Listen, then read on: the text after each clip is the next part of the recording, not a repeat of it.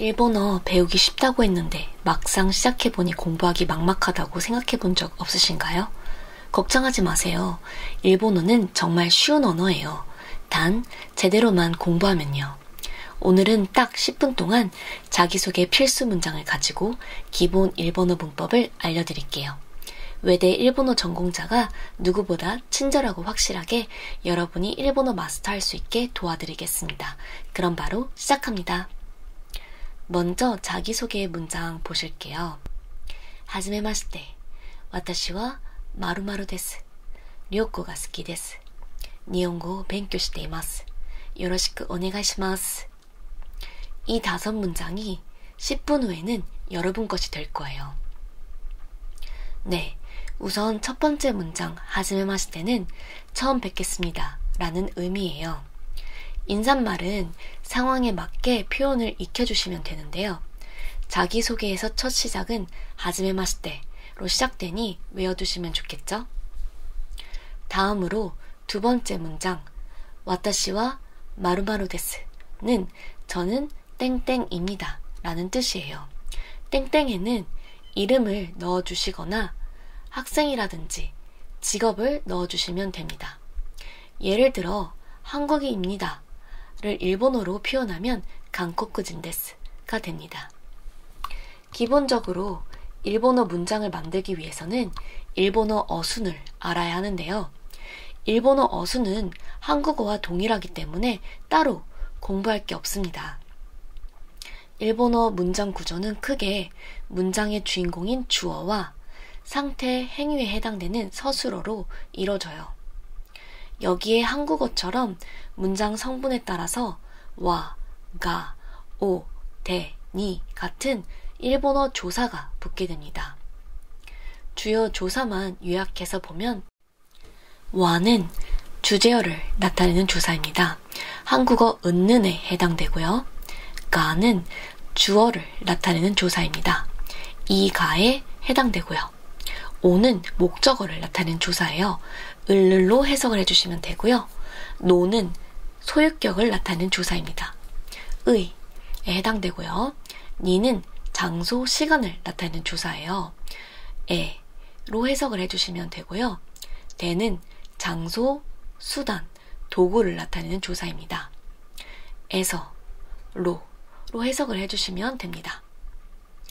그리고 에는 방향을 나타내는 조사인데요. 으로, 에에 해당됩니다. 또 토는 함께라는 의미를 더해주는 조사예요. 랑, 와로 해석을 해주시면 되고요.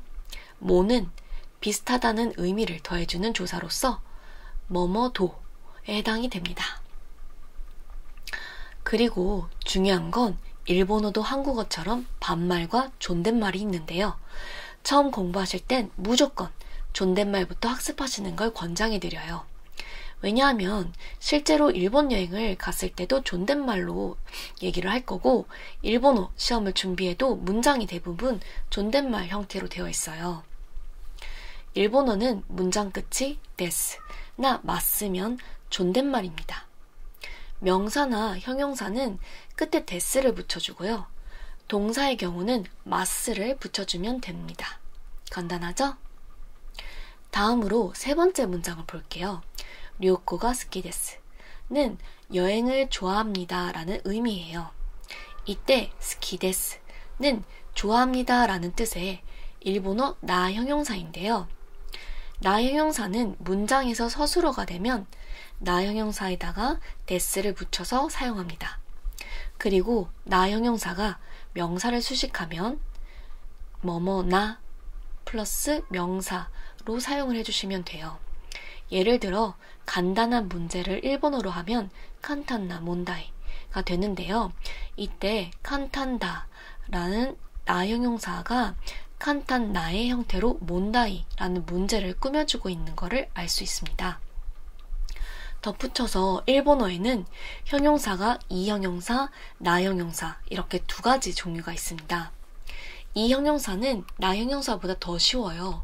문장 내에서 서술어 역할을 할 때에는 맨 마지막에 오면서 이 형용사의 데스를 붙여주시면 되고요. 명사를 수식할 때는 이 형용사 형태 그대로 명사 앞에 놓여서 명사를 수식해줍니다. 예를 들어 맛있다를 일본어로 하면 오이시인데요.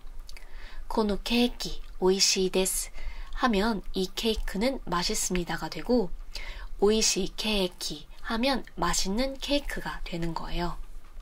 참고로 왜 이 형용사랑 나 형용사로 형용사가 나뉘어져 있냐면요. 그 단어의 유래 차이 때문인데요. 기본적으로 이 형용사는 일본 고유어에서 발생을 했고 나 형용사는 한자를 기반으로 만들어졌다고 생각해 주시면 됩니다. 그 다음 네 번째 문장 니혼고 벤교 시테이마스는 일본어를 공부하고 있습니다 라는 말이에요. 일본어 문법에서 동사는 과거형, 진행형, 정중형, 연결형, 가능형, 수동형 등 표현하려는 의도에 따라서 다양하게 변형이 되는 특징이 있어요. 이 동사 변형을 잘 익혀야 자유롭게 일본어로 소통을 할 수 있는데요. 제가 누구보다 쉽게 차근차근 알려드릴 예정입니다. 지금은 동사의 변형이 아니라 일본어 동사 자체의 특징을 가르쳐 드릴게요. 일본어 동사는 크게 세 가지 특징만 기억해 주시면 됩니다. 첫째, 무조건 동사 기본형은 끝이 우 소리로 끝난다는 겁니다. 우 소리라는 건 우만 해당되는 게 아니라 우, 쿠, 스, 쯔, 누, 무, 루, 구, 부 9가지. 이 9가지 소리로 동사가 끝난다는 거예요. 둘째, 일본어 동사는 세 그룹으로 나뉜다. 쉽게 1그룹 동사, 2그룹 동사, 3그룹 동사로 구분이 됩니다. 이 그룹에 따라서 동사의 변형이 달라지기 때문에 아주 중요합니다. 셋째, 일본어 동사는 어미, 즉 동사 끝 형태를 변형시켜서 다양한 의미를 나타낸다. 예문에서 보면 벤교스루가 공부하다 라는 일본어인데요. 이걸 벤교 시테이루로 바꿔서 시테이루를 붙였는데 이거는 진행형 의미를 포함하게 됐고요. 그 다음에 벤교 시테이마스로 마스를 붙여서 정중한 표현을 만들었습니다. 마지막 문장 요로시쿠 오네가이시마스는 잘 부탁드립니다 라는 표현이에요. 일본 사람들이 예의 바르다는 소리 들어보셨나요? 일본어도 일본 문화가 녹아있기 때문에 비슷해요. 언어 자체도 정중하고 예의 바른 걸 중시합니다. 그래서 상황에 맞게 알맞은 표현으로 마무리해야 되는데요. 자기소개에서 끝맺음은 항상 잘 부탁드립니다. 요로시쿠 오네가이시마스로 해주시면 됩니다. 그리고 지금 자기소개 예문에 적힌 일본어를 보시면 뭔가 조금 이상하다고 느끼실 수 있어요. 글씨 형태가 눈에 띄게 다른데요. 그럴 수밖에 없는 게 일본어는 문자 종류가 3가지입니다. 한자, 히라가나, 그리고 가타카나 이렇게요. 먼저 한자는 중국에서 도입이 되었는데요. 일본어의 한자는 한국에서 쓰는 한자와는 조금 다릅니다. 동일한 한자라고 해도 한국은 획수는 좀 더 많이 쓰고 있고요. 일본에서 한자는 좀 더 단순하게 사용되고 있습니다. 무슨 말이냐면 예를 들어서 나라국이라는 한자를 보시면요. 한국에서는 이렇게 좀 더 획순이 많이 있고요. 일본에서는 이렇게 조금 더 간단한 형태를 띠고 있어요. 다음으로 많이 구불거리고 둥그런 모양을 갖고 있는 히라가나입니다. 이 히라가나는 한자의 복잡함 때문에 생겨났는데요.